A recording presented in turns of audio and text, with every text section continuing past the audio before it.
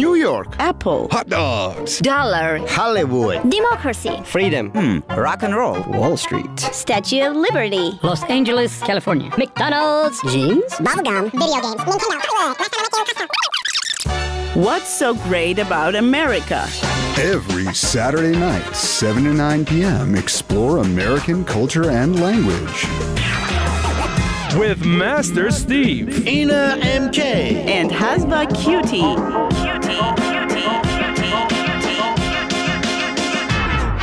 tune in to find out about what makes America so great. The Great American Weekend. Listen exclusively on Radio Von 103.1. Also, watch us on the Radio Von Facebook page, website, and mobile app. Welcome to the Great American Weekend here on Radio Von. I'm here with Ina MK. And I'm here with Master Steve, and we are back here in the studio. We're back. Where are we back from? From the week. Or from the alien spacecraft? From some other planet, maybe. Who knows? They usually don't take you to their planet, I don't think. They usually just, take you up into the spaceship and poke you and prod you. But we're going to say, well, if they killed you, then who knows? Maybe with their technology, they could bring you back to life. Maybe we're not who we are anymore. We are no longer Master ourselves. Steve. We are aliens in disguise, trying to pass ourselves off as... Master Never mind. Steve, how are you doing tonight? We are here in the studio, and we have the holiday decorations here still, but the lights aren't turned on. Yeah, so I think that's the sign. I think that's the sign that the holidays are over. Almost over. But we haven't quite gotten around to cleaning up yet. Right. It's like the Christmas tree. Promise, I'll do it this week. The Christmas tree in your house that, almost all the needles have fallen off, but it's still there because, Because the kids won't let it. Yeah. Take away. Just stop watering it, let it sit there for a while, it'll dry out, then you cut it up and you throw it in the pile with the firewood.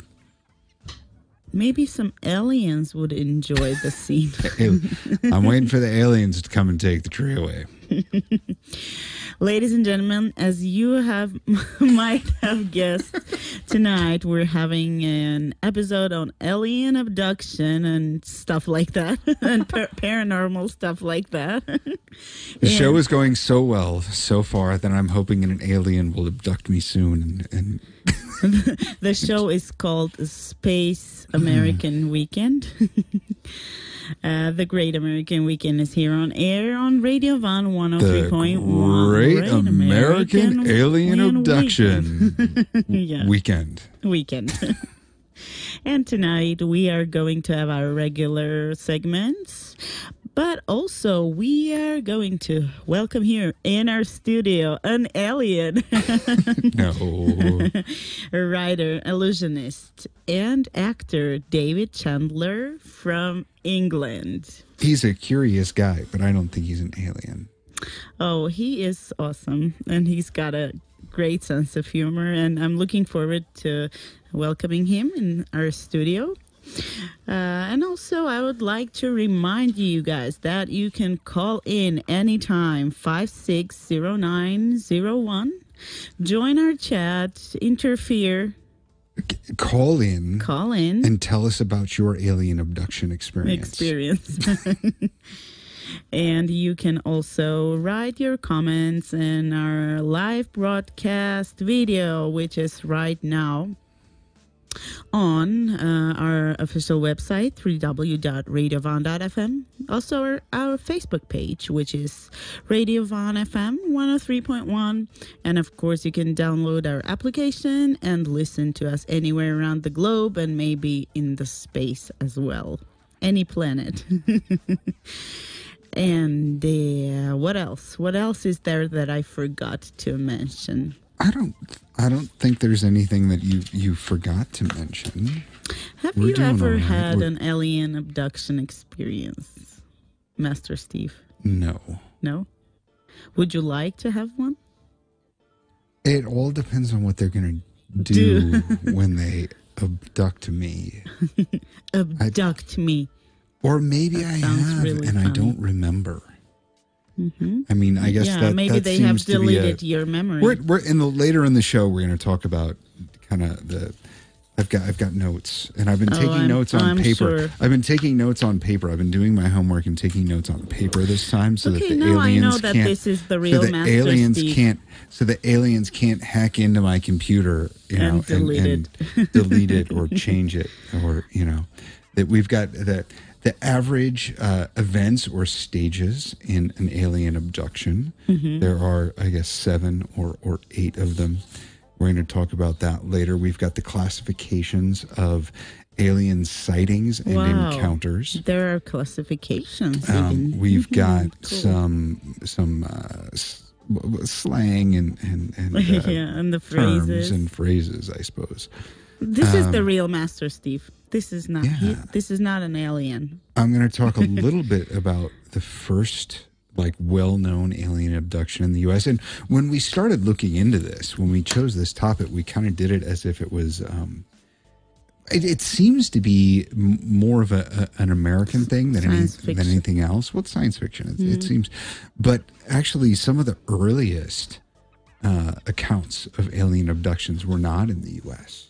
Oh, there really? I thought they were. No, there was one in Brazil. I'll talk about that a little bit later. And before that was in 1957, and I think in 1953 there was a lady in South Africa.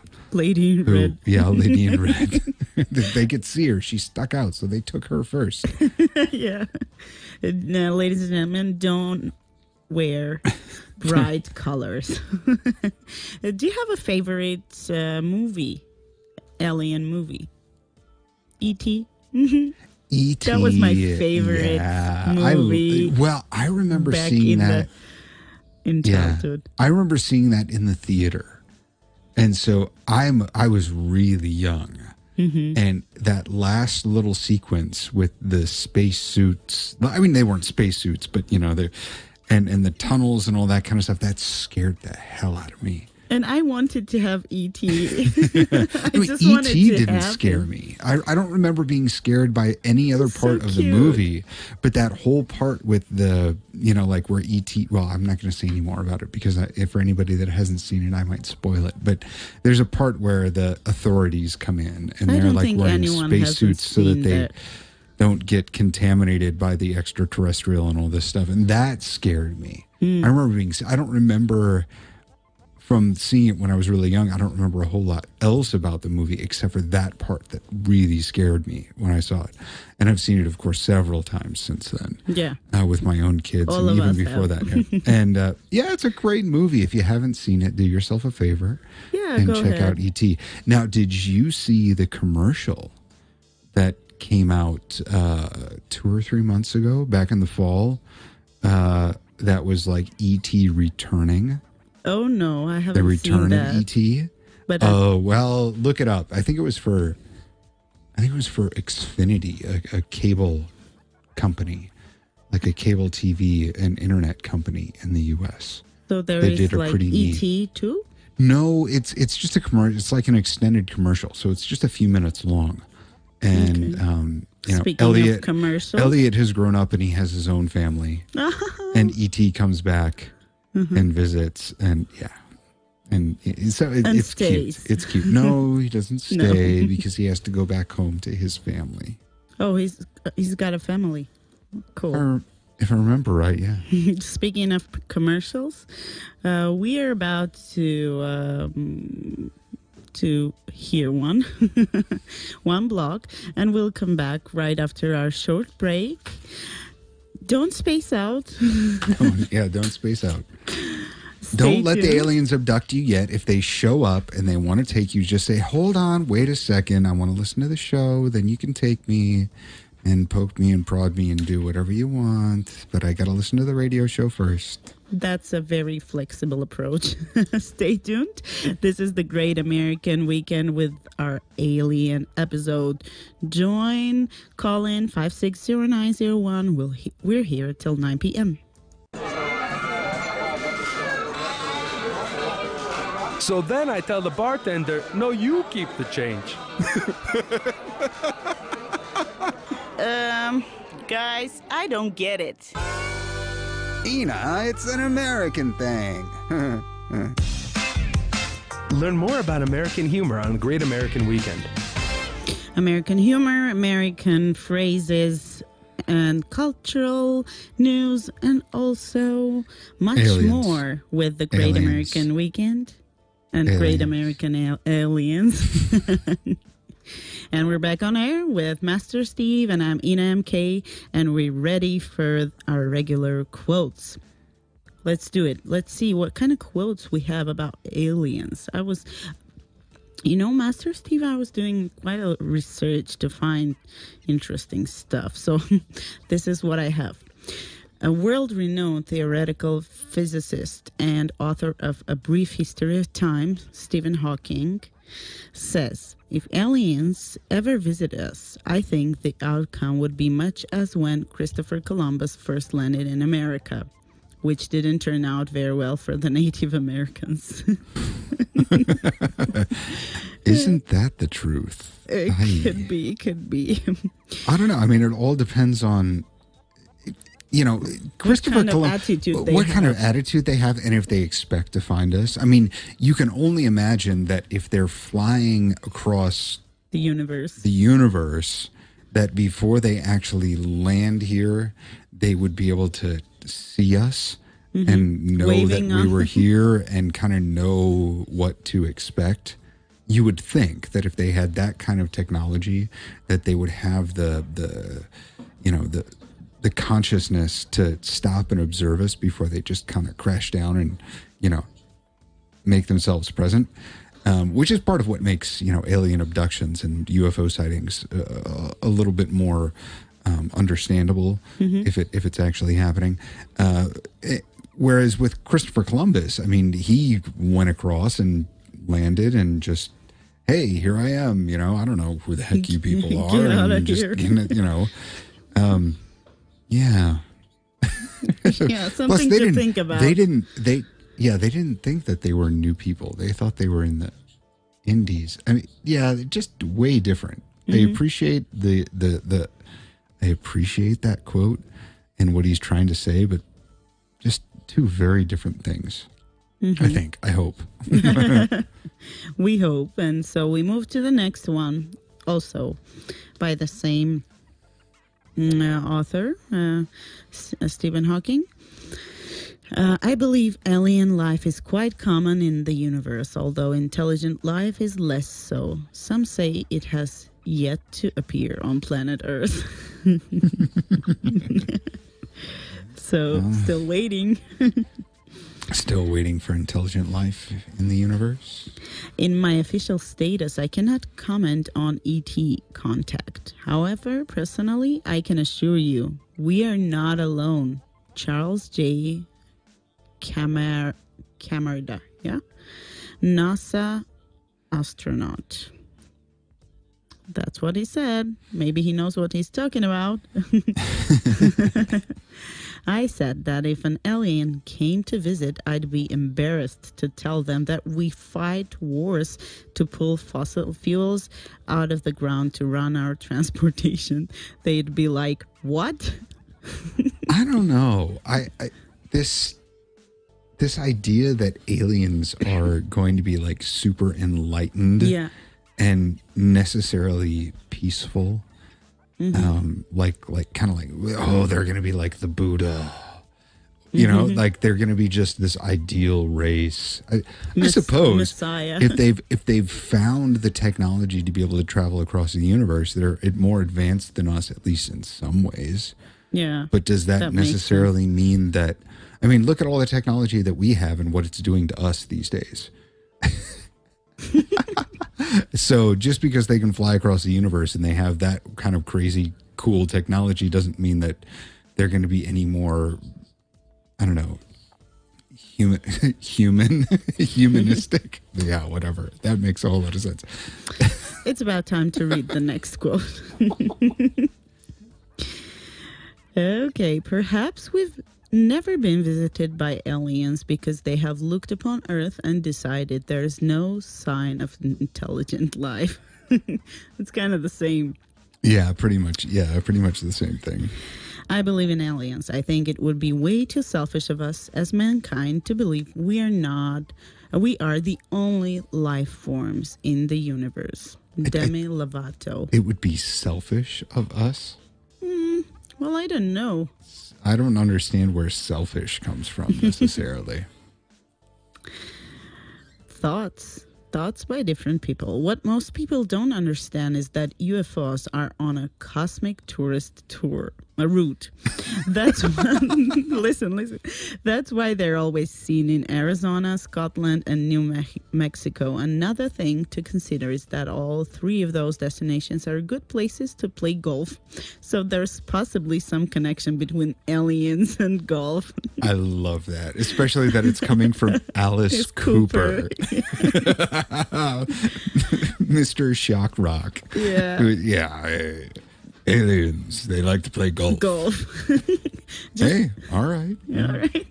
Just thinking about that. If that were to really happen, if an alien were to come down and really abduct you, how terrifying and how earth-shattering would that be? Your whole world is just destroyed. God is destroyed. It's kind of a fascinating thing to think about. Evan Peters.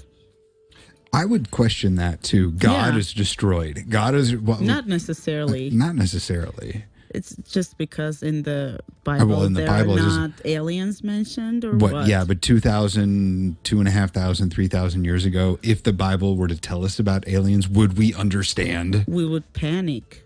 You know, we would panic. We wouldn't know. I mean, or maybe that's what the angels are. Secret files. You know, it's alien like UFO and alien stories don't really start to happen until after human beings learn how to fly. Yeah. Unidentified things up in the air. Angels. Before that were gods and angels. We so revealed the secret of aliens. Finally. You know, I mean, or maybe they are gods and we just don't believe in gods. We believe more in aliens. So when the gods present themselves to us these days, we think that they're aliens. Interesting thoughts right here on air and Radio Von. And we will interrupt for an advertisement break and music. And we'll be back with more of Ina's quotes. Yeah, we'll be back with more quotes, but I'd like to mention that we are going to listen to Michael Jackson, Ghosts. Stay tuned. This is the Great American Weekend, an episode about aliens. Hey, what kind of fixins do you like on your hot dog? Fixins? Yeah, relish, onions, mustard, ketchup, condiments. No, not that. Oh, fixins. I love chili dogs. Learn about American cuisine on the Great American Weekend. Welcome back to the Great American Weekend here on Radio Von. I am Master Steve, and I'm here with Ina MK, and she is going to continue with her quotes. And truth is out there. Yeah, the truth is out there. Oh, yeah. The X-Files. Yeah. I really believe that the aliens are us from the future. It seems to me a very plausible reason that explains a lot of phenomena as opposed to green man with one eye from outer space.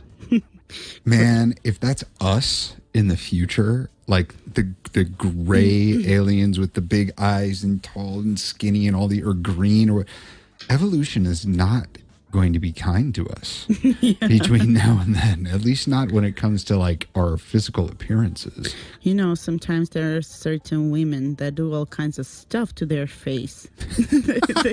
they already look like those. All y'all need to stop with the plastic surgery and the Botox and everything, because aliens are people from the future coming back, and you can see what that does to our race. Stop it right now. They are not gonna like it. If an alien race lands on the planet Earth tomorrow and asks me to prove I'm really here, what do I do? What do I give them? What do I tell them? What do I show them? I can't sing or dance. I can't paint. I can't I've never built anything, and I've never contributed anything significant to the human race, says Macaulay Culkin. I think he's lying. Yeah, he is. Home Alone? I mean, come on. Part of our childhood. That's a huge contribution to the history of the human race. So modest. Monsters are real, and ghosts are real too. They live inside us, and sometimes they win. I like Stephen that. King. I like that. Stephen King is, I mean, he's awesome. not taken seriously because of what he creates. But he's a very clever man. I think there are ghosts. I haven't seen or heard anything. I've definitely felt something, but it's not scary. Robbie Williams. He has felt something. In the spirit world, there is no time as we know it. Past and future don't exist. All time is now. This is anonymous. We don't know who said that. We need ghost stories because we, in fact, are the ghosts. Again, Stephen King. Ghosts don't haunt us. That's not how it works. They're present among us because we won't let go of them. Oh, that's a different take on it. Yeah. Now I know what a ghost is. Unfinished business. That's what. Salman Rushdie. Now it is the time of night that the graves all gaping wide, everyone lets forth his pride in the churchway paths to glide. William Shakespeare, A Midsummer Night's Dream. Yes, I believe in ghosts, but we create them. We haunt ourselves. Laurie Hulse Anderson. Well, then what about aliens? Do we create aliens? Could be, because we want to believe that there is something out there. Another life. Yeah. And maybe they will save us someday. Well, That's a positive thing. I think we'll get to that. But I want to go back. So the first, really famous alien abduction story in the U.S. That's interesting. Was Barney and Betty Hill. And they lived in Portsmouth, New Hampshire. And they went on vacation to Niagara Falls and Montreal, Canada in September of 1961. On their way back, they were driving through the night and near Lancaster, New Hampshire. So they were almost home. And Betty saw something like a light outside of the car, and she thought at first that it might be a falling star or something like that, but actually it was going up. And so after a while she asked her husband to stop, and they pulled out the binoculars and they took a look, and they thought, well, this is weird. It looks like a ship or something. And he at first thought it was an airplane, but then it moved in a way where he thought, oh, that's no airplane. And then she looked through the binoculars and they thought, hey, we're getting in the car. We're getting the heck out of here. So they started driving, and the thing was following them. And then they saw inside. And I'm not clear because I've read a few accounts, and I'm not clear exactly what happened, how it goes out after or how it follows after that. But they get home and they realize that they had lost about 2 hours. They apparently saw the spaceship really close up, and the husband, Barney. No, this was back in 61, so it wasn't. It would have been late at night. So even if they were to take a picture with a film camera, it probably would look be like a mess. It wouldn't look like anything because of the light differences and stuff like that. So they apparently saw the aliens. Lost about 2 hours of time. They got home, and then in the next few days, they started to recall things that had happened. And so they were taken onto the spaceship. Oh, and here's another thing. Betty's sister had claimed to have seen a UFO a few years earlier. So when she saw the UFO in the binoculars, she kind of automatically had that in her mind, whereas her husband was a little bit more resistant apparently to the idea until he apparently saw the aliens inside the spacecraft or whatever. So they were that's abducted. A cool experience. Yeah, who knows? Weird, but they were abducted. Then they were experimented on. She had, I guess, a needle stuck into her belly. Oh. And she said it was really painful, but then the alien like did something in front of her eyes, and all of a sudden it didn't hurt anymore. Any drugs they were using? No. They were very much. I mean, she was college educated. I'm not sure if he was or not. I know that she was college educated because one of the things that I read, her notes and tape recordings and stuff of the account, all of this is held at a university in their library, and it said that she had graduated from that university and that's why it ended up there. So they were middle class people, average, ordinary people. One of the odd things, in 1961, this was odd and kind of controversial. They were a mixed race couple. Oh. So Barney was African American and Betty was white. Aside from that, they're very much normal people, and there was a book written about it, a lot of investigations into it. There was a movie made about it in the 70s, and James Earl Jones played the husband. So that was the first one that really became famous. There were other ones before that weren't really recorded, but people talked about whatever. That was the first American one. A few years earlier, in 1957, there's this guy, Antonio Vilas Boas, in Brazil, who was abducted. He was driving his tractor. He was a farmer. He was driving his tractor. He was abducted. And this is where he was abducted. He was examined. He was seduced by a female alien. And apparently was saved by the bell. Right on time. Call. Hello? Hello? Normal conversation. Hello. Irene. How are you doing? Hi, how are you Hello, doing? Irene. Good evening, Master Steve. Good. By the way, saying master, do you mean that Steven has master's degree? That's exactly what it means. He's got master's degree in paranormal and alien. Well, Philosophy and literature, actually, but a lot of people look at that as paranormal and alien these days, right? How are you doing, Irene? How are your holidays? Happy past holidays to you. Thank you, Najan. I'm very well. It's cold in Armenia, and actually for the first time in my life, I take part in a conversation I was never interested in. Because a few years ago, I started to read Isaac Asimov. He always writes about robots and aliens. Yeah, the great American science fiction writer. Yeah, and in other words, fantasy, and I don't love fantasy.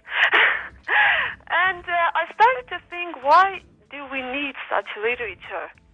Why is it necessary to have it? And I realized that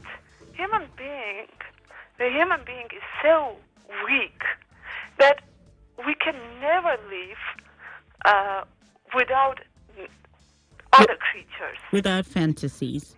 Yes, we can call them gods. We can call them ghosts. We can call them aliens. But we always need support. Something from the other planet. Something out there. Yeah, and I think that's, when I was doing my reading, and I wanted to bring this up later, but you brought it up now, which is great. When I was doing my reading, getting ready for the episode, alien sightings, UFO sightings, alien abductions, stuff like that never really happened until human beings learned to fly and then started going into space. Yeah. Right? So up until human beings were actually able to fly and then go into space and go to the moon, up until that point, anything that you saw that was unusual flying around in the sky was probably most usually categorized as birds. A god. Right? I mean, you see a light in the sky, well, it's a god. Yeah. Right? And now I was reading an article in the Boston Globe from a few years ago, and they're talking about kind of the decrease in the number of alien abduction stories and all of that kind of stuff, or at least in the popularity of them. And they had some other things to attribute it to. But I think probably my theory would be that we don't really need aliens anymore because we've got this artificial intelligence thing that we keep holding out in front of us as in our hands. what's going to save us. You know, the aliens were going to come down to Earth and they were going to save us from ourselves. Yeah. You know, Exactly. well, I think we've got artificial intelligence now. We've got AI now that serves that purpose. So it's kind of gone from the gods to God to aliens to artificial intelligence to our computers. Ghosts. In our houses. But I love Carl Sagan's documentaries. I was always interested in other planets, and after watching his documentaries about Jupiter, Mars, etc., I just wanted to once in life to be on the moon, on Jupiter, to see what's going there. Well, who is it? Now, I didn't read the article, but I saw the headline. Is it a Japanese billionaire or something who paid like $500,000 or something like that to be a space tourist, and he wants someone to go with him. So he's looking for a companion to go with him. Irene? Go ahead and apply. I don't know what the criteria is or how he's going about finding that person, but look it up. Maybe why not? Maybe you could be the one. Maybe this is your chance. So that's it. I see you're going to have a writer. Yeah. Yes, Yeah. we're going to have a really cool guy on air pretty soon. And by the way, he's from Great Britain. Really? Your favorite British English. Okay, then it's always interesting to hear your programs, and Thank even you. if I don't call you, always know that I'm with you. Oh, we know, because we feel your presence always. And my comments. Yes. Yes. Thank you. Thank you, Irene. Thank Have you, a great Irene. evening, and thanks for watching and listening. So, and speaking of people calling in and making comments, we've got some comments on the feed on Facebook. Yeah. So we've got Joseph Zakarian who Hello, says Joseph. aliens are controlling everything right now. And we've got Saro Hassasian who says, I'm pretty sure Frank Zappa was an alien. So, I thought of this. And I responded to Joseph's comment with a song. It's a band, crazy, a band called Porno for Pyros, which was Perry Farrell from Jane's Addiction. He was the lead singer from Jane's Addiction. It was his sort of side project for a while, or solo project, or whatever. And they have a song called Pets. And the whole the song is about how if aliens came to Earth, We would become their pets. we would make great pets. And I don't think he's wrong. I read one of the quotes that I read. Didn't put them in, but one of the quotes was saying that we would become fast food for Fast food, they would eat us. Yeah.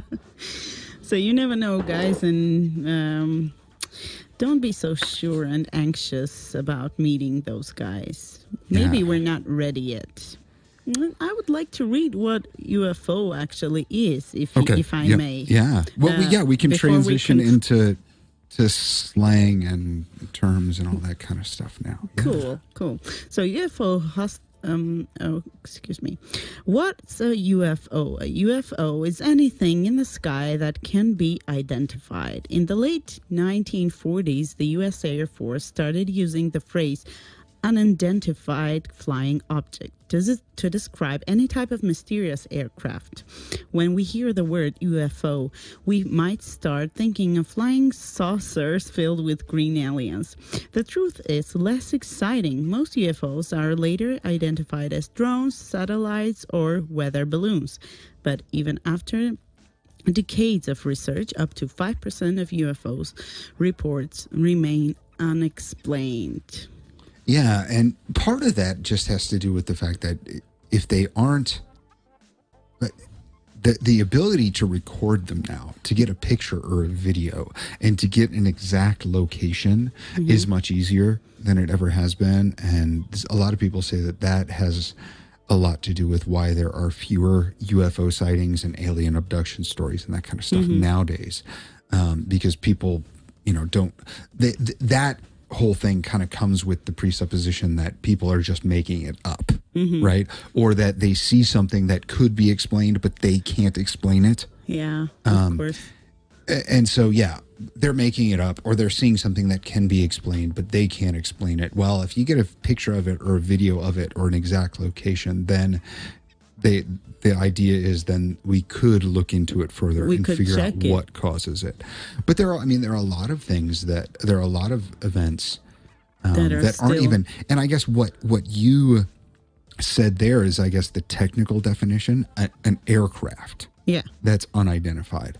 But it doesn't even necessarily have to be an aircraft for it to be kind of registered as a UFO. Different sort of weather or atmospheric phenomena that would create lights or kind of optical illusions. Optical illusions. Speaking of illusions, our guest later no, he does real magic. Yeah. The real magician. So, UFOs, it's just something that people see that can't be explained. And as soon as it's explained, then it's no longer a UFO, then it is an identified flying object or an identified thing. And it's so sad to live without any mystery, so... Yeah, I think so. We need that magic. They say that a lot of... Well, there have been... surveys and studies and evaluations done of people who have alien abduction stories. And for the most part, the psychologists or sociologists that are doing these investigations say that these are things that the people who are claiming them truly believe. They're not making it up. They truly believe that something happened. Now, whether it's an alien abduction, most of them would say no, it can be probably explained by other things. One of the more common things is sleep paralysis. So sleep paralysis is, I guess, it's a state where you're kind of in between sleep and wakefulness. When you're in REM when you sleep, don't really realize what you when see. you're in REM sleep, your body is actually paralyzed. You can't move. Right. And so you're dreaming and they say that you're paralyzed physically when you're in REM sleep and you're dreaming so that you don't act out your dreams. No. So that your body can't react to what your mind is seeing. Well, if you're still in that state of being physically paralyzed, but you're awake and then your mind still has remnants of dreams in it, all of these weird things get mixed together.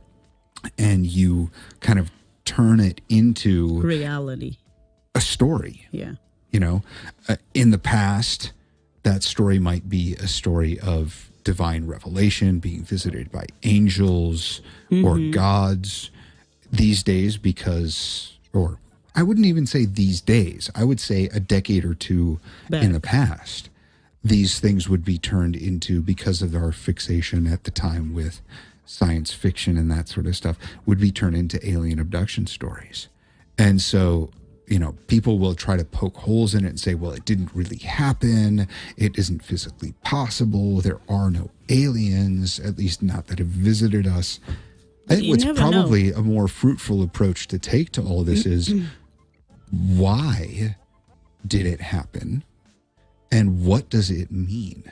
What can we learn about not just these people, but to a certain extent, kind of the hopes and fears and thinking of society in general, based on the idea that when someone has this sort of unexplainable, scary experience, the way that they try to explain it is by saying, I was an alien abduction. Something extraordinary happened to me. Yeah. And so I need to explain it. It's incomprehensible. And the way that they make sense of it is by make it into an alien abduction story, because that's culturally maybe what's available to them is sort of an archetype or a narrative to fit it into. A theory. But then what does that say about them, and what does it say about us in general? That's the sort of story that we make. And I think that's an interesting way to look at it. But for right now, we have to go on break. Yeah. And will we hear about the types of aliens? Yes, right after I've got some stuff about alien types and some other things that we'll get to right after the break. It's quite interesting. Stay tuned. This is the Great American Weekend, and we're talking with aliens about aliens. What's the best word in American English? My all-time favorite word is but I usually refer to it as lovemaking. Become more fluent in American English and slang. We're back after the break and after the music break. And before we go into details about the alien kinds, I would like to mention 2 facts about which states UFO hotspot in the United States. So, just a second. So states with the most UFO sightings are Washington, Montana, Vermont, Alaska, and Maine.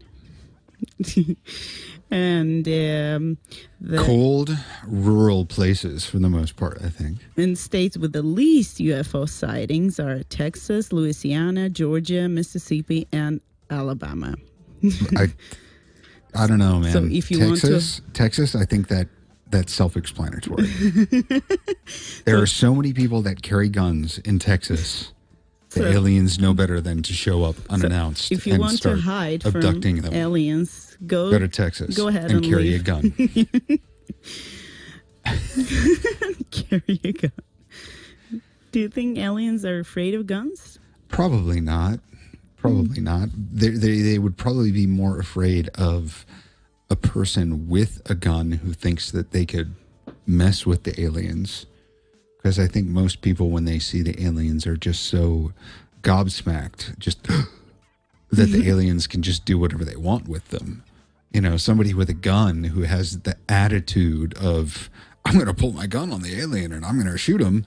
The aliens were like, no, this is not the type of person that we want to abduct and observe. This is just not worth the trouble. Mm-hmm. We want, very calm, relaxed, panicked people, but that are panicked to the point of paralysis, and then we just do whatever we want with them. So, terms. Most aliens are humanoids.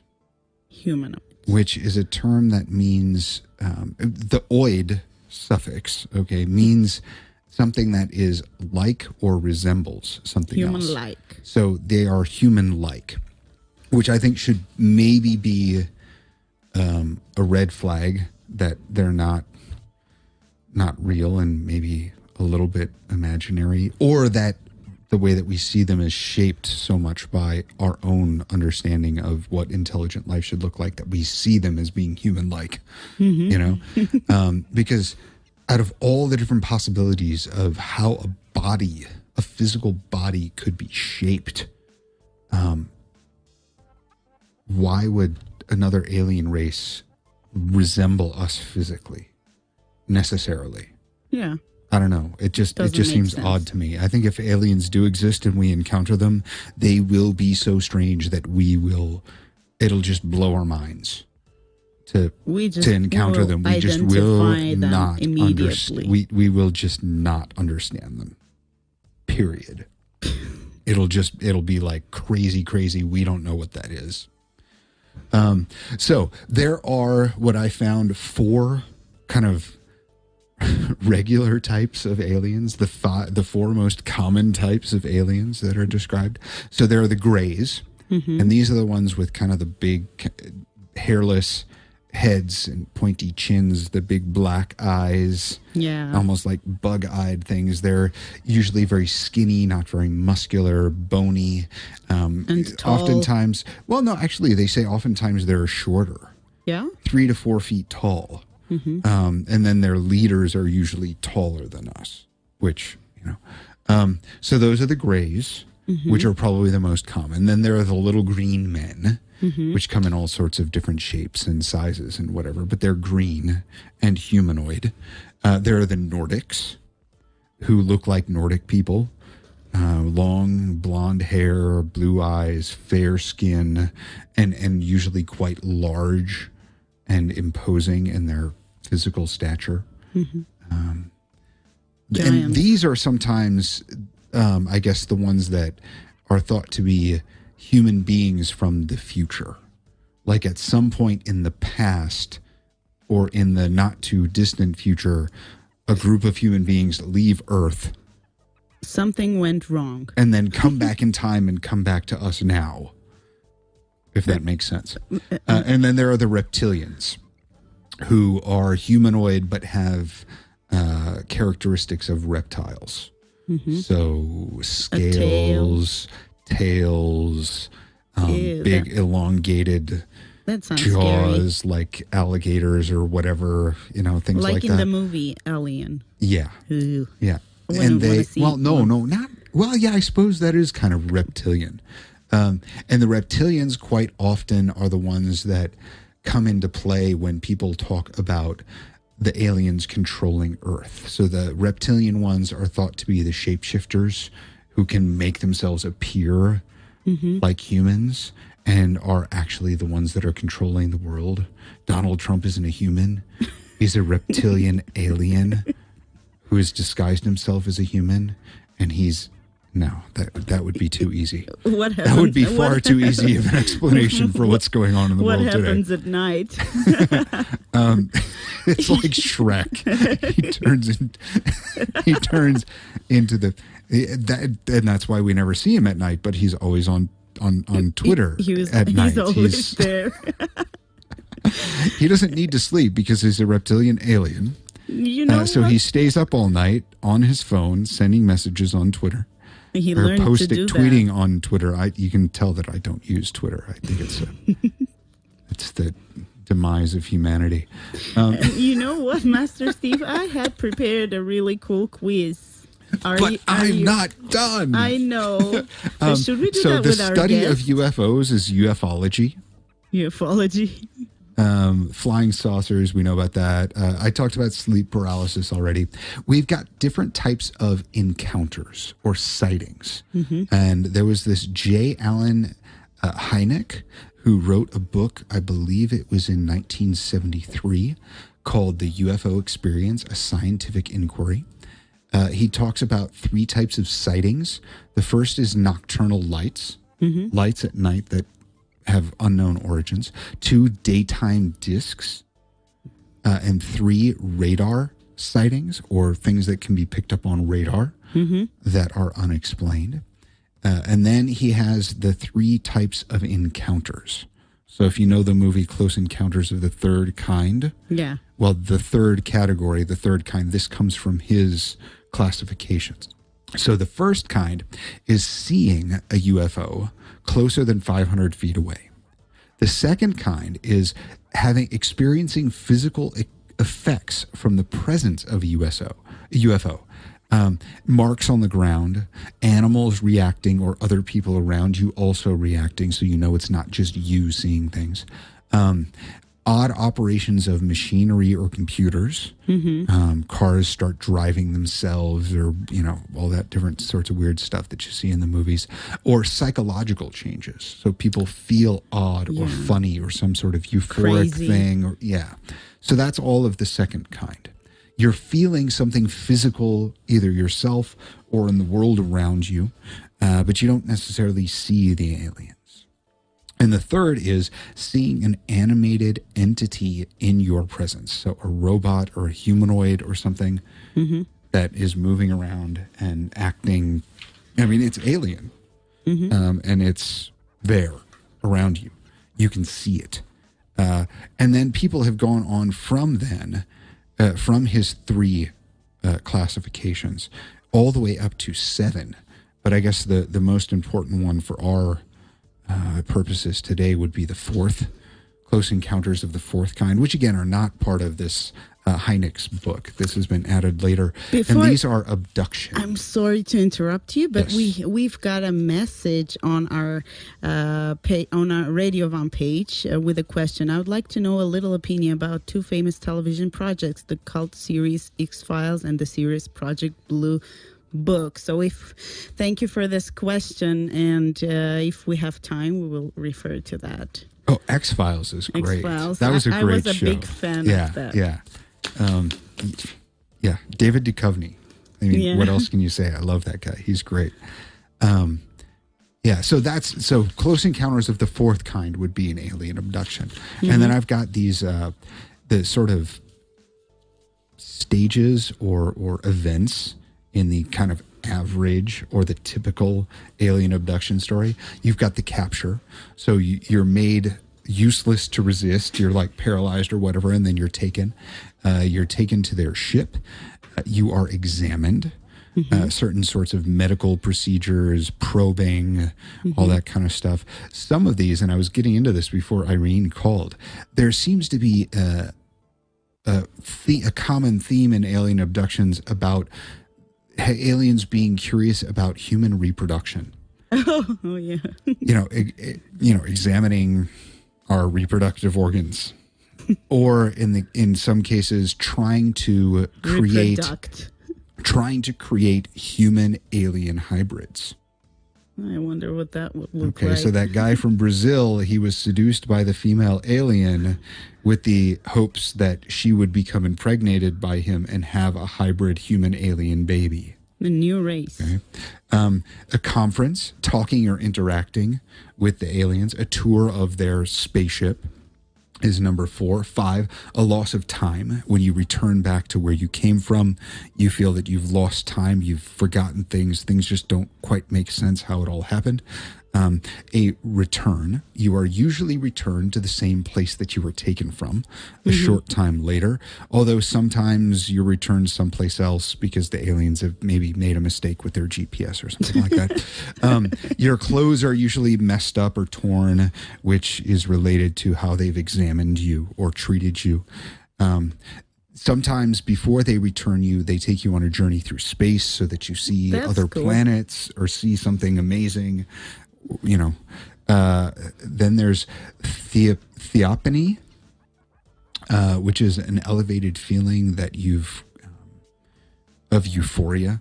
And the word theophany, I'm not pronouncing it right, I'm sure. It comes from the Greek, and it's a word that refers to the appearance of a deity to a human.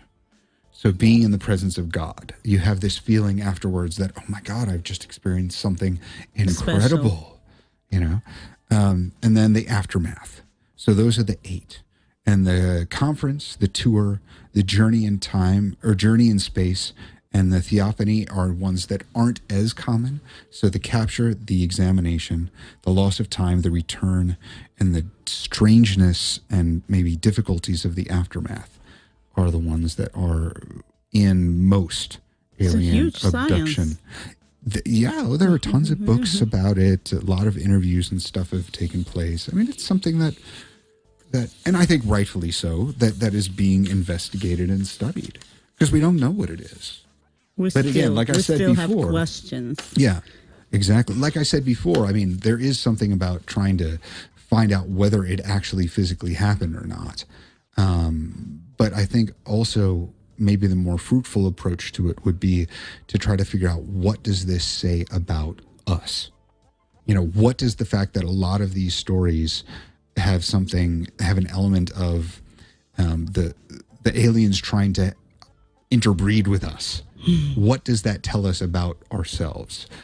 So, that I think would probably be the most fruitful way to look at these events, occurrences, these mysteries.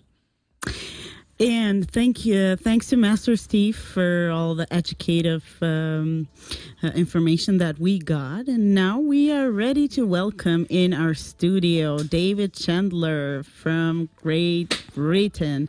And thank you once again to Andranik Avedissian for his question about X-Files and Project Blue Book. We apologize for not having time to answer his question. Maybe later when we have time. Yeah. stay tuned. This is the Great American Weekend. We're going to welcome our guests soon. I would never live in America. Why not? Didn't you enjoy your time there? Yeah, why not? It was good, but it wasn't great. Because you didn't know us when you were there. Join Ina MK, Master Steve, and Hasva QT for a great American experience. Every Saturday on the Great American Weekend. David Chandler in our studio, and I was corrected on the pronunciation. It's got to be British because he is British. Absolutely. Welcome to our studio. Welcome Hi, guys. to our show. Thanks for coming. We're happy to have you here. Yeah, it's great to be here. Thank you. Thank you. Well, I guess our first question should be, have you ever been abducted by aliens? Okay. What day is it today? Tuesday? Wednesday? It's Saturday. It's always Saturday when No, I we're haven't. on air. No, you haven't? No. What Although, if it was Friday? Do you have it? Yeah, I do have a window of opportunity if any aliens are listening. Sometime in April. Okay. I'm free around then. Yeah. Sometime in April. Let me pencil them in. You guys are listening? David is Now, ready. don't be late. You're highly intelligent, technologically advanced beings. Do not be late. And do not be too early, though. David, what brought you to Armenia? It was a plane. Mm-hmm. That's what I thought. What actually happened? That's news to me because you said you were in Tbilisi before you came here, so I thought maybe you drove across. You caught me. Yeah. I actually came to the Caucasus in 2011 on a 3-month contract in Tbilisi. And I fell in love with the region and kind of wangled my way back later that year. And I was in Tbilisi for 2-3 years. And then I went back home to Spain, where I officially live. And then an old Armenian friend of mine, Vahe, contacted me and, David John, do you want to come to Armenia? And I said, okay. And he said yes. Yeah. And so I came in 2014, spent a couple of years here, and then went back to Tbilisi for a couple of years. And I came here, just sometime last year. I have a question for our Armenian and American listeners. Mm-hmm. What does wangled mean? This is kind of contrived. This is an American show. You must define your British slang when you use it. I do apologize. I'm assuming that's British. I've never heard it before. Yeah. Sort of contrived. Worked a way around to get there. So, you're an actor, a writer, an illusionist. The crazy thing is I was all those things. Mm-hmm. Okay. I actually went to drama school. I trained to be an actor. And what that usually means is as an actor, as an aspiring actor, most of your lines are, would you like fries with that? Mm-hmm. I found fish that, and chips. Fish and chips. And I found that it was very hard work. And I kind of sidestepped into magic and illusion. And I did that successfully for a few years, traveling around Britain and a few gigs in Europe as well. And then it all kind of dried up. And I fell into the corporate world and became a trainer and working customer service. And I've become this kind of customer service guru traveling the world. But this recent time in Armenia, I get a phone call out of the blue. Do you want to be in this Armenian TV series? And I ended up playing a supporting role in Armenia's first horror show, which was Mahvan Jokate, and I apologize for the pronunciation, which was at the top of last year. And again in the summer, when an American company sort of bought the story and did the British version, the American version, and and I played the same role, but instead of being the evil American Mr. Smith, I was the evil Russian Livanov. So, for the American market. It was a lot of fun. Did you speak Russian? And in all that time, I've been writing books, poems, stuff like that. Yeah. Nice. I guess, cool. You got into the corporate world. What were you doing in the corporate world, you said? I started off in customer service. You've got to pay bills and you do any work that's available. And then they realized... That makes sense, though, from being an actor to being someone who needs to act like they actually care how the customer feels. If you act it, you can't fake that. But I know what you're saying. And then I sort of got into the training side. And that sort of grew and grew. And I became a consultant, traveled around a lot. And sort of where the money is really is kind of going in troubleshooting customer service departments, fixing them, running them. After 1 or 2 years, you kind of move on to another gig, as it were. But it would be nice to sort of turn my career back to the original. It's kind of come full circle. That's cool. With these acting roles. So I'm touching wood, it'll continue, Yeah. David, name 5 things you love about Armenia. Okay. I do love the lamajra.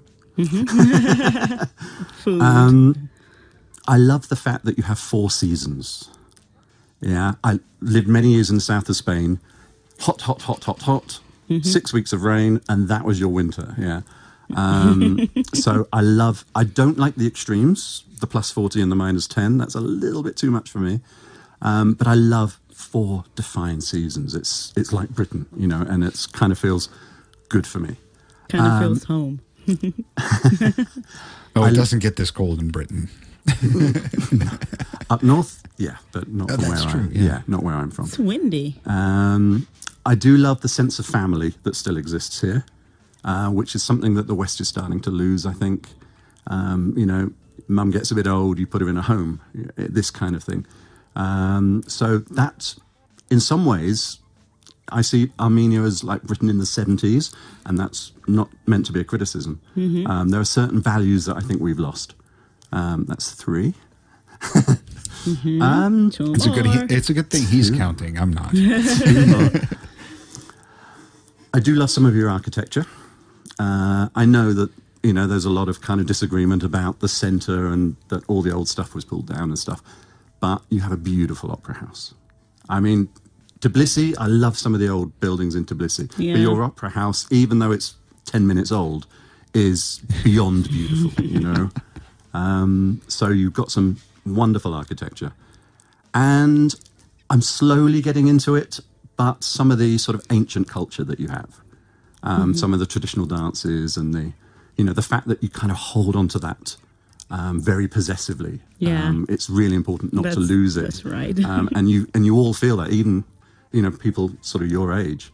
Whereas, again, your society and mine, Steve, it's, whatever, history. Yeah. Yeah. Whereas you wear it as a badge of honor. And Well, pride. you said the Armenian traditional dances. And so I want to... And so do the British have traditional dances? We do, yeah. We have Morris dancing. Haven't you seen those guys that jump around with bells on their sort of calves? And they sort of hit sticks in the air when they dance. Scottish, of course, have dancing over the swords and things like that. And so, there are a number of British dances. While we dance, we're we're going on a break. We have to pay the bills. And we will listen Men in Black by Will Smith. From an alien movie. From an alien movie. And we'll come back with some more questions for our dear guest, David. Stay tuned. And also call in 560-901. Ask your questions and write your comments. We'll be back. Hello? Hi, is your refrigerator running? No, it doesn't have any legs.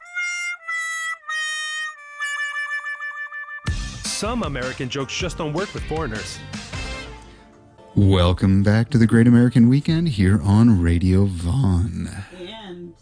And we are ready for some magic. Yeah, as I said, I used to be a magician a long, long time ago.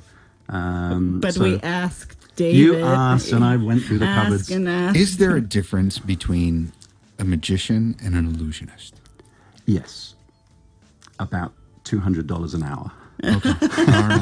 All right. Yeah. So which one should I ask for if I'm on a budget? Illusionist really is kind of the big box tricks, the stage magic. Okay. A magician can be that as well, but it's usually what we call table magic, close-up magic, micro magic, you might know it as. So the smaller stuff, the ropes and the hankies and that kind of stuff, which is what I have for you today. All right. Okay. Cool. So ready? Do not forget about the mic. I won't. So because we're doing some paranormal conversation, I'm going to try and do a little bit of telepathy. Okay. On you. Okay. Uh-oh. So I have some pictures of pretty girls, and you have to think of the one that is your most compatible person. Okay. Okay. The one that you'd most like to meet. if you like. I'm hoping you have a picture of my wife in there, otherwise you're going to get me into trouble. But if I did, I would get me into trouble. So what I need you to do is just look at these, and I'm going to use my telepathic ability and make you choose the one that you felt was, the most compatible for you. Okay? So I'm going to show you this picture. Okay? And just for the camera as well. There. I see. We've got another one here. Okay? Now, if I was a poker player, I might be able to tell when your eyes raise or you make, some kind of gesture. So be very careful, because we're trying to use my telepathic powers. Okay? We've got another one here. Okay? Another one for the camera. All kinds of women. Okay. And we got one here. Okay. Pause for a moment. Okay, we see. All right. So hopefully you have one in your head. Now, I'm going to show you how I want you to shuffle the cards. You will do this. You will choose the card. Okay, but I'm going to use my telepathic skills to make you pick the one that you already have in your mind. So all I need you to do is to take the top card, put it underneath and say yes. You take the next card and discard it. No. Top card, yes. Next card, no. And of course, eventually, you'll be left with one card. Okay. All right? So you can do it over there. All right, so yes goes underneath. Top card, yes. Next one, no. Next, no. Yes. Top card, yes. Next one, no. Next one, no. Yes. Yes. No. And no. Yes. Yes. And no. And no. Yes. Yes. And no. And okay, so you're left with one. Don't look at it yet. Okay. So I need to know, using my telepathic skills, is your chosen woman here? I need to say, today you're would not be going nice. to read. You said using your telepathic skills, so I thought I could think you would read my mind. David, she's at home, okay? She is there. She is there. Okay, so it is one of these. Okay, so that proves that your telepathic skills are greater than mine. Okay, if you turn your card over, you have chosen your most compatible one. You have bypassed my skills, and your greater telepathic skills have chosen your most compatible partner. Turn it over, okay? And as you will see, somehow... I prefer monkeys. Thank you very much. Thank you. Have a nice evening, dear ladies and gentlemen. I feel very creepy now. I just learned something about myself that I wish I didn't know. Describe what happened. How did you do that, David? Carefully. I hope Anna wasn't watching the show. And let's get back to our questions. Do you ever feel like an alien here in Armenia? Speaking of aliens. I do, of course. My Armenian language capability is very limited. I can say a few basic sentences. I can order certain food items in Carrefour or SAS. And like any foreigner in any other country, I know a few bad words. Cool. It's the normal you're thing. further along than I am. That's enough to get along. Okay. My family has actively kept me from learning bad words because they don't want me to get in trouble and to get into fights. Fair enough. And they can speak about you with you still in the room. Yes. And they often do. Yeah. What is a perfect weekend for you? Well, crazily enough, considering my background, I spent most weekends traveling to do the magic shows and the theatres and stuff. And so I'm not much of a drinker because I got out of that habit at a very young age. Because while you guys are going out wanting entertainment, I was that entertainment. And when you're traveling 3,000-4,000 miles a week from city to city, I literally would go months and months without a drink. So I actually, it sounds very sad. I don't really have any friends and I don't really go anywhere. I sit at home, I write, I feed my cats. That's kind of my weekend right now. Yeah. Oh. I can even hear the violins in the background. Well, That will probably change. Armenians are very friendly, hospitable people. Now that they know that that's how you spend your weekends, they'll be pulling me out. Yes, come on. I've been trying to lay low since the new year, and I've been doing a fairly good job of it. But my Armenian friends here are just, no, come on, you got to go out. What's wrong? Why aren't you coming out? Okay. David, what would be the title of your bestseller book? Well, I actually have a book that's published, so I'm hoping it would be Jumble and the Lost Toys, which is a story of a little plushie, a little teddy bear, who's lost and goes on adventures through the postal system. Wow. So neat. Yeah. And what happens? Find out. Purchase the book. It's a short story. The idea is it's only 7 chapters, and the idea is you read a chapter to your children at night, and it's every night for a week. So it's like a week of bedtime reading. Very well planned. Yeah. Yeah. I'm sort of halfway through the second one. Okay. And if sales are like the first one, I might even hit double figures this time. It's more of a vanity project, but, if you don't do it, well, exactly. You never know. Yeah. Nice. And what's your dream role in a movie? Oh, there is a wonderful British TV show called Doctor Who. Yeah. It is, in fact, the oldest sci-fi TV story in the world. I would love to be Doctor Who. This is why I actually got into acting. To be Doctor Who or to be Sherlock Holmes. Very cool. I would be happy with either of those. Very cool. Yeah. What do you do to achieve these goals? Well, as you know, I sit home at weekends and it's a dream, obviously. And you have your own little TARDIS at home. I have 3 or 4 TARDISes at home. Yeah, I have a sonic screwdriver. Even the coat I wore tonight is a Doctor Who cosplay coat. Oh, it is? Oh, yes. And I have a Dalek on my T-shirt right now. Nice. So, yeah. What do you think about the paranormal sightings and aliens we talked about earlier? I honestly believe that there is something out there. I think it would be arrogant of us the truth to believe that we are the only sort of colonized planet in the multiverse, There has to be. We've already found that there are other suns and other potential Earth-type systems. And for us to say, it's just us? No, that's too arrogant for me. So just on the math alone, American math, we have to say that there's life out there.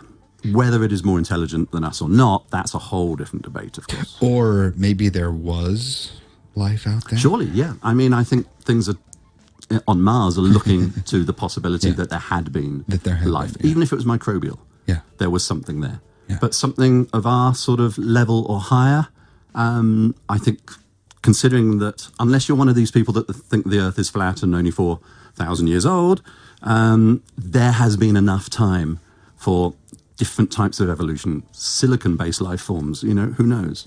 So there's got to be something out there. Whether it's visited us, not sure. Thank you. I want it. I want it to be true. Yeah. It's always cool to believe these things. What's your favorite part that you have ever played? Ooh. Well, I've done theatre and I've done movies, TV series.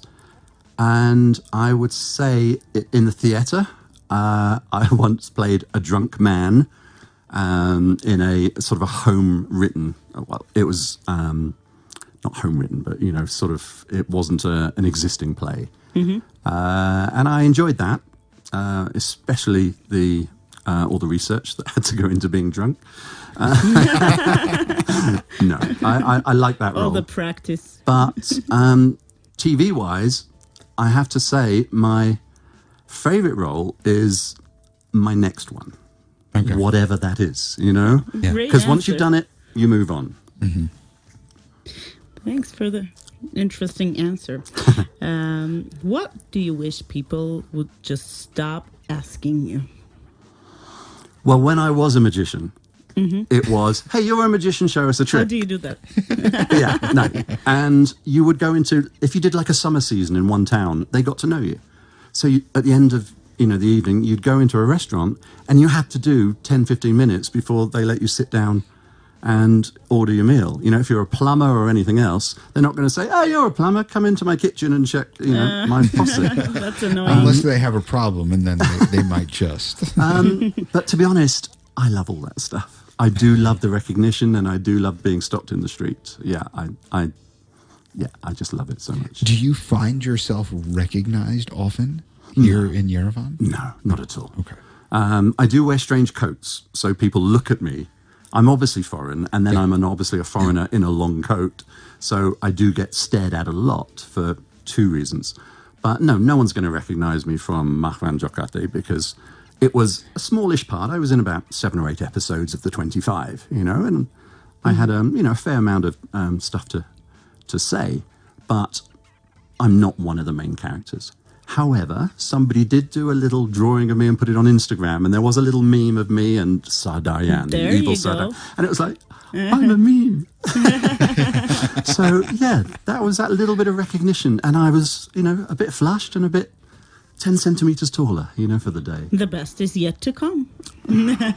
Well, because I have to admit, I hadn't heard of the show before we invited you to come. But I did.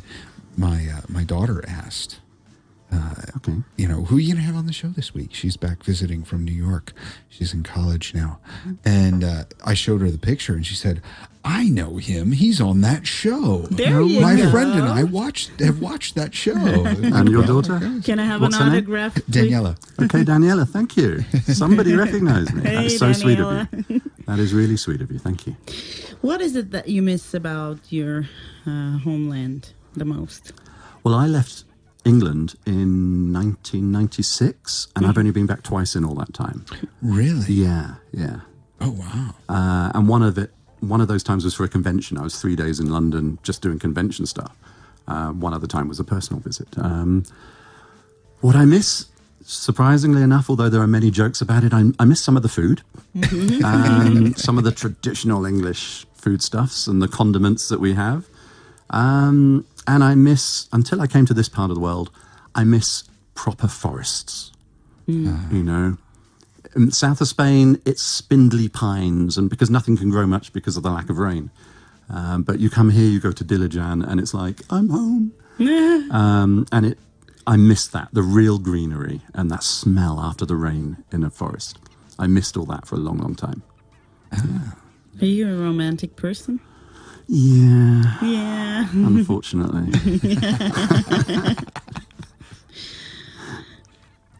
Master Steve? Oh, I've got plenty of stuff. Well, keep going. I have this feeling like I don't let I'm enjoying this, and I'm neglecting my duties. Okay, David. So if there was this one message that the whole world could hear you speak, what would it be? This is like the 3rd degree, isn't it? Like, shine a light on my eyes. What is your message? I would just like everyone to stop lying. We all lie, to kind of get through life. I really try not to. The little small ones just to get through the day, I understand those. But not you personally, but I say something to you and you lie to my face and we both know you're lying and it's the game. And I hate that. I hate it with a passion, just be honest. And if people don't like it, there's a door. If people do like it, you embrace them, and life would just be so much easier if we didn't play that game. It's an unwritten, ruled game, and I think it just destroys us. Do you think being more honest would increase peace and cooperation? No. Okay. I don't think it would, but at least when you are angry with somebody, it's for the right reasons, and you're not inventing your own reality and reacting to that. You're reacting to truth instead of fantasy. So there might be more conflict, but it would actually be conflict be about honest conflict. real things, and not imagined secondhand things, for sure. Absolutely right. Maybe then we'll have aliens over. And speaking of truth, David, you sent me a bio. And every word of it was true. Professor of Defense Against the Dark Arts. I do have to ask. Oh, no, let her read it first. Okay. Oh, dear. Okay, attention, please. Professor of Defense Against the dark arts at Hogwarts, until he was fired for misuse of the Engorgio. It's a little rude. He later became an international spy, posing as a writer of erotic fiction.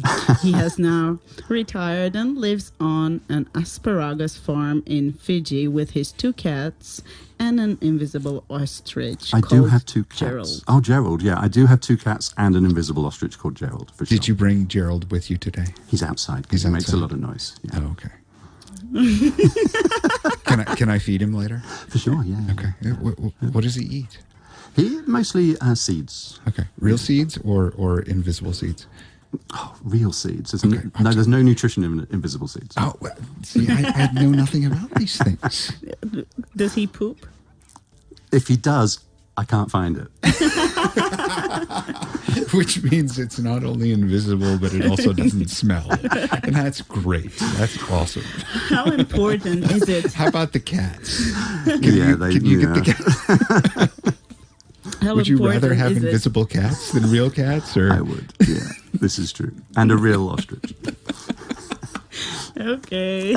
Those eggs, which, I mean, you could take a whole week just to eat one of those Gerald. Eggs. That's how you live. Okay, I'm sorry, yeah. Now we know how you live in Armenia.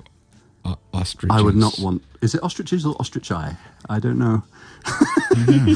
No, I haven't got room in my apartment for 2. Okay. Sense of humor. How important is it? I could not get through the day without a sense of humor. I think it developed from the acting and the magic, because somebody heckles you, you've got to have a snappy comeback, you know? Mm-hmm. And to be honest, I don't know how to turn it off. And I'm not saying I hit everyone correctly. I probably get 7.5 out of 10. But yeah, everyone thinks, hey, yeah, funny David, funny David, funny David. And when I'm just feeling normal, everyone thinks I'm way down here because my normal seems like they're high. I know what you're talking about, yeah.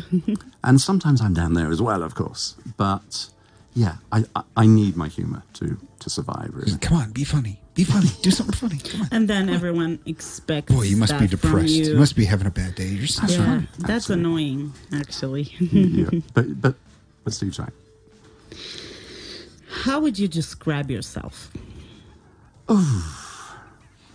Well, I would say that obviously I'm tall.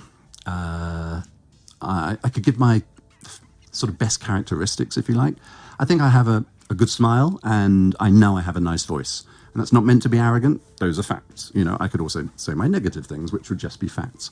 So that's it, really. I'm a little bit overweight, quite tall, a little bit overweight, and a fairly acceptable voice. And you don't treat your ostrich good. I guess that's you don't treat good your invisible ostrich. I take him for walks daily. Oh. What are your Maybe bad that's why sides, people are then? staring at you, and not because of the coat and because you're a foreigner. Maybe it's that you're walking around with a leash that kind of goes up and attaches to something that isn't theirs. Thank you. David, what would you take to a deserted island? A boat. Okay. If I'm not allowed a boat... no transportation. I would take... Okay, seriously now. My eyes are starting to go as I get older, so I'd probably take an electronic format book, like a Kindle or something, and I would take my cats. Mm-hmm. You know, because and I have a duty of care over them. So I would take them with me. It's probably a sandy island, so you wouldn't have to clean a litter box. They could just kind of... litter tray. You just forsake your ostrich. That's why you're sitting there, and I'm... Good thinking. Okay, you're still stranded on the island. Okay. You can order 1 record. Oh. And food. 1 record and 1 meal. What are they? Yeah. What would that be? Okay. Well, my musical taste sort of ended in 1985, if I'm honest. And I think everybody... Not too bad of a year for it to end. I think, obviously, you're in the business, but outside of the business, you think you'll listen to everything forever. And then there comes a point when you think, sorry, I don't even recognize who this person is, you know. I think probably Justin Bieber and Taylor Swift could walk in and I wouldn't tell one from the other. You know, literally, that is how ignorant I am about these things. So I'm really stuck totally in the 70s and the 80s with my music. But it's everything. It's like the ska revival. It's the electronic music of people like Gary Newman and Kraftwerk. But it's your Led Zeppelins and your Pink Floyds as well. So if I could cheat and have a whole album, I would double cheat and probably go for Jeff Wayne's War of the Worlds because it's a double LP. So I would get more time on it. But if I'm not allowed that, I would take Wish You Were Here by Pink Floyd. So you can chill. Very good choice. And the meal. Oh, and the meal? Of course, it's dolma. No, it's not. No, I don't like dolma that much. Sorry, guys. I do love the joy that is Georgian khachapuri. Yeah, that is just a heart really attack good. on a plate, but it is beautiful, isn't it? But I would probably go for a very traditional British Sunday roast.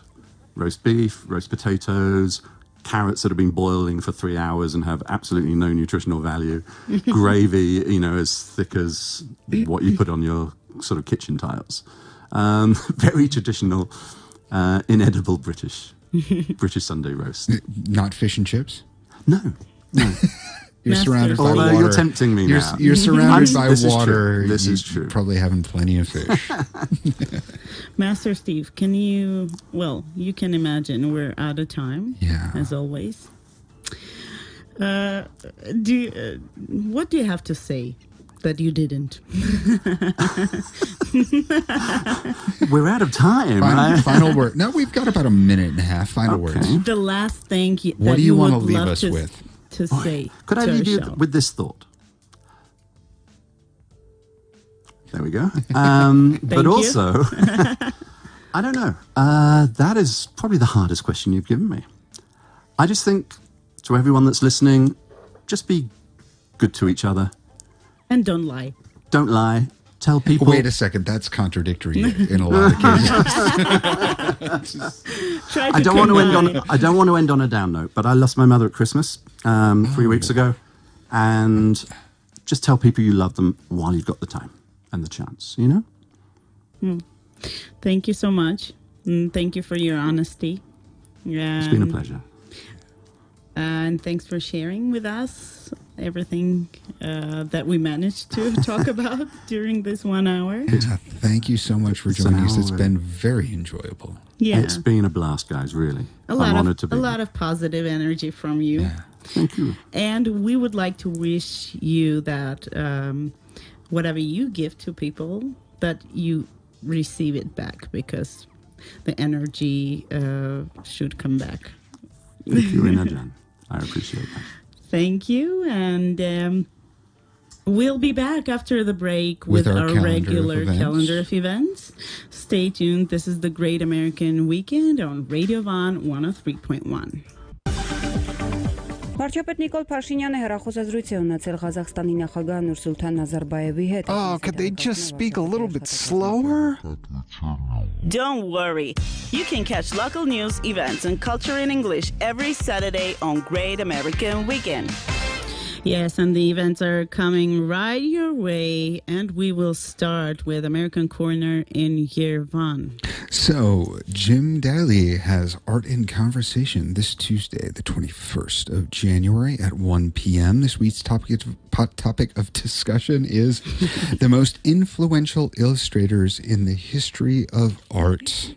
Please be informed that the club is for people with intermediate and advanced levels of English. There will probably be the other regular events at the American Corner this week. We do not have the themes yet, but we will share them with you on our Facebook group when they are announced. Yeah, there is also a grant programs presentation from the U.S. Embassy at the American Corner in Yerevan, and that is on January 22nd, which is Wednesday at 1 o'clock. And we've got movies in English at Kino Park, Yerevan Mall, January 19th through 22nd. And there's only one movie in English, Richard Jewel, an American biographical drama film directed and produced by Clint Eastwood. It is every day from 19th to 22nd of January at 4:30 p.m. And opera and ballet this upcoming week. We've got one of each. We've got La Traviata, the opera in 4 acts, which is on January 23rd at 7 p.m. And Cipollino, the ballet in 2 acts on January 25th. My goodness, I've been talking too much tonight. I'm losing it. At 4 o'clock, January 25th, 4 o'clock, Cipollino, the ballet. Live music this week we've got going on right now, or starting right now, at Ulihanyan Club. We've got Haik Shakarian's trio. We've got the Ness Band at Mezzo Music Club, which just should have started about half an hour ago. We've got Funkabout tomorrow night, January 19th at Ulihanyan Club. We've got Katil Band at Stop Club tomorrow night at 9 p.m. Surpuk is live in the Kami Music Club tomorrow night, January 19th at 9:30. Six Band is at Club 12, January 19th as well. That starts at 9:30.